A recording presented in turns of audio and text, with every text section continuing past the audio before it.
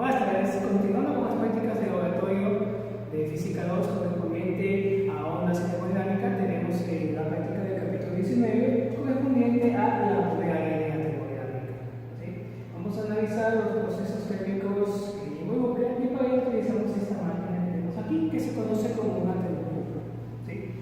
Es un sistema en donde podemos hacer variar las variables de estado, presión, volumen, temperatura, ¿sí? Manteniendo el número de moles del aire que se encuentra ahí encerrado constante.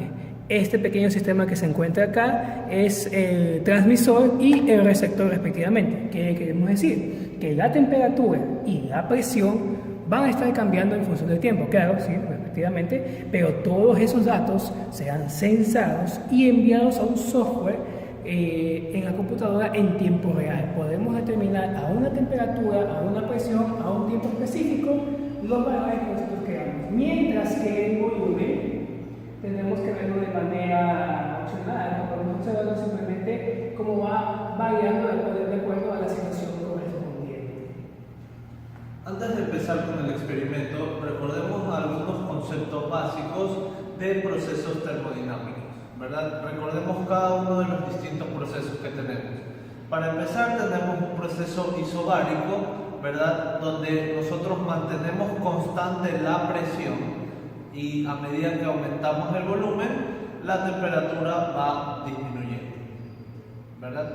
De ahí tenemos un proceso isocórico en el cual nosotros tenemos un volumen constante, ¿verdad? Tenemos un volumen constante y a medida que aumentamos la presión, su temperatura va aumentando. De igual manera, continuamos con un proceso isotérmico, que como bien lo dice el nombre, son procesos donde la temperatura a lo largo del proceso se mantiene constante. ¿Y cómo se hace esto? Son procesos que se realizan lentamente para que cada cambio en presión o volumen, el sistema alcance el equilibrio térmico con sus alrededores. De tal manera siempre vamos a tener una temperatura constante, que es la temperatura de sus alrededores. Y por último tenemos un proceso adiabático, en el cual este es un proceso donde no hay intercambio de calor con los exteriores.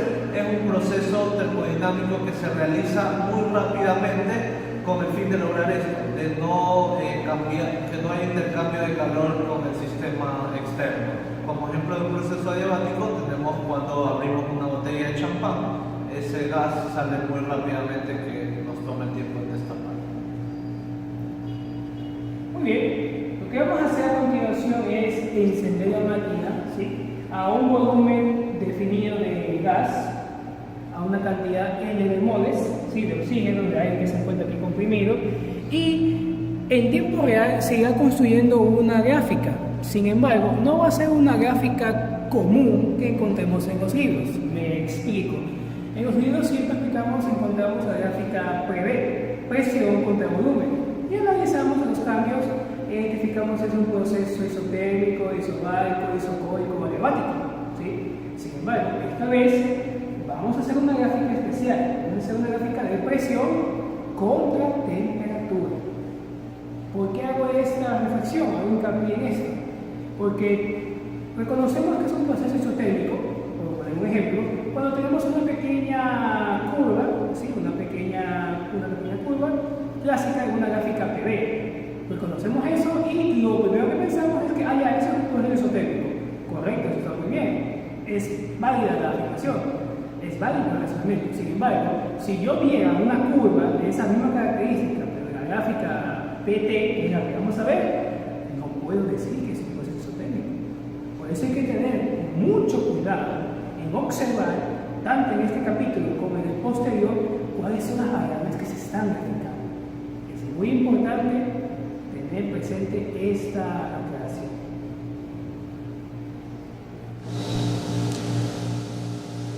Muy bien, continuando con la gráfica en cuestión, en este momento acabamos de encender el dispositivo para comenzar a tomar los datos correspondientes. Observen en las pantallas cómo se puede apreciar la temperatura T1 y la presión en hectopascales. Para la gráfica en cuestión, la temperatura debe ser absoluta, es decir, debe estar en la unidad de Kelvin, y la presión hectopascales, la presión absoluta debe estar, en este caso está en pascales. Hecta es una unidad muy poco utilizada, sinceramente. ¿Sí? Sin embargo, lo utilizamos acá debido a que estamos tratando con presiones muy bajas realmente. Estamos hablando de una atmósfera a poquito menos de, ni siquiera 1.1 atmósferas realmente, ¿sí? En este momento lo que estamos haciendo es comenzar a censar los datos, ¿sí?, que tenemos acá, y observamos algo interesante, ¿sí? Paulatinamente, poco a poco, ¿sí?, comenzamos a observar acá en 345 Kelvin, ¿sí?, una pequeña prolongación, una pequeña tendencia. Más adelante vamos a cambiar los datos, o sea, la percepción de los datos, para que ustedes puedan observar una gráfica de mejor precisión, ¿sí?, para que puedan observar mejor. Sin embargo, ¿qué está pasando aquí? Estamos haciendo cambiar en nuestro sistema, en nuestra termocupla, para una cantidad de gas y una cantidad de moles definida, su presión y su temperatura. Teníamos un volumen fijo, un volumen determinado, y no estamos en ningún momento perturbando el émbolo para que dicho volumen cambie, ¿sí? Entonces, idealmente hablando, si el volumen es constante, la presión y la temperatura, hay una relación matemática entre ellos, ¿verdad? Una gráfica de presión contra temperatura debería ser, a un volumen constante, debería ser una tendencia lineal. Y es justamente lo que observamos en esta pequeña situación, es justamente lo que tenemos, ¿sí?, obedeciendo lo que dicen los libros. Sin embargo, ¿cómo analizamos o cómo enfocamos esto a la primera ley de la termodinámica? Ustedes saben que en la primera ley de la termodinámica hablamos de la energía interna del sistema, si hay un calor que entra o sale del sistema, y un trabajo hecho por o sobre el sistema. Mientras se mantenga la linealidad, ese sistema recibe trabajo, es decir, están haciendo trabajo, el sistema está haciendo un trabajo o le hacen trabajo al sistema, ¿sí? ¿Qué pasa con la energía interna? ¿Qué pasa con el calor de ese sistema? Obviamente estamos hablando de una curva ideal, pero aquí en el ejemplo, aquí en el laboratorio, estamos observando ahora una curva real, ¿sí? Estamos analizando una curva real. Y nótese ese comportamiento anómalo que tenemos aquí, ¿sí? Teníamos una linealidad, teníamos una tendencia, correcto, no hay ningún problema. Sin embargo, ahora lo que estamos observando es una súbita caída, y a medida que la temperatura sigue aumentando paulatinamente, la presión comienza a mantenerse constante y luego tiende a una baja, ¿ok? ¿Eso qué significa para el sistema que tenemos acá? ¿Qué sucede con el volumen de la termocupla? ¿Qué sucede con el volumen del gas que se encuentra atrapado ahí? Recuerden que en todo momento el número de moles permanece constante. Vamos a terminar la captura de los datos y a tener una mejor interpretación de los mismos, ¿sí? Tenemos las diversas gráficas y tenemos esta grafiquita de acá que la vamos a cambiar, ¿sí? Podemos modificar esa gráfica que tenemos acá, ¿sí?, tanto en esa situación como en la otra. Vamos a ver, tenemos desde 340 a 400 Kelvin. ¿Sí? Vamos a observar qué es lo que tenemos ahí. Perfecto. Ahí tenemos una gráfica mucho mejor explicada. Nuevamente, la tendencia. Tenemos la tendencia lineal. Perfecto.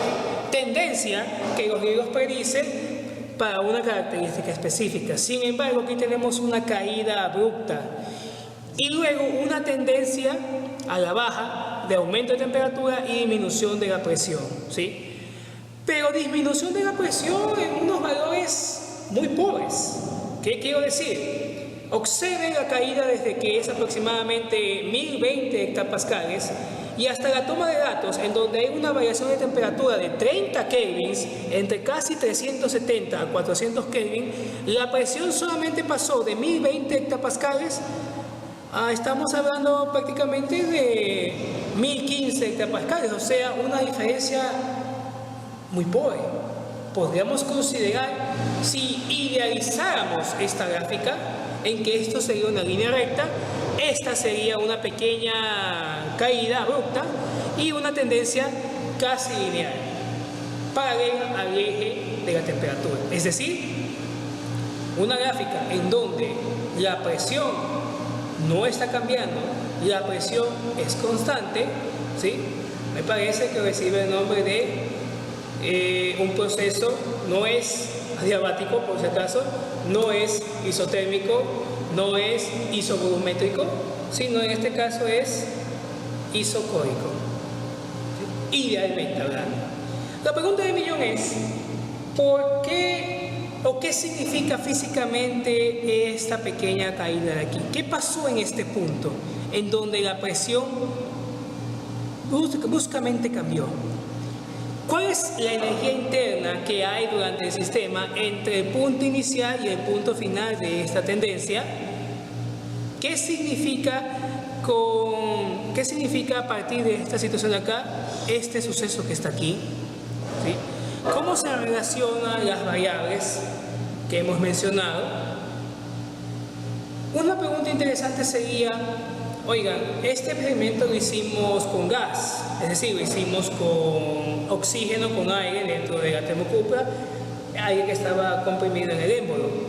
La gráfica hubiera sido diferente si hubiéramos utilizado otro gas, no sé, helio, algún otro gas conocido, con exactamente la misma cantidad de moles. ¿Hubiera sido la misma gráfica? ¿O hubiera sido un poco diferente en el sentido de que hubiera cambiado este punto, se hubiera elevado más, se hubiera elevado menos? ¿Qué pasó con el émbolo justamente en este punto que está aquí? ¿Qué sucedió con el émbolo? ¿Qué sucedió con el volumen que se encontraba dentro de la termocupla, el volumen de gas que se encontraba dentro de la termocupla justamente en ese punto específico?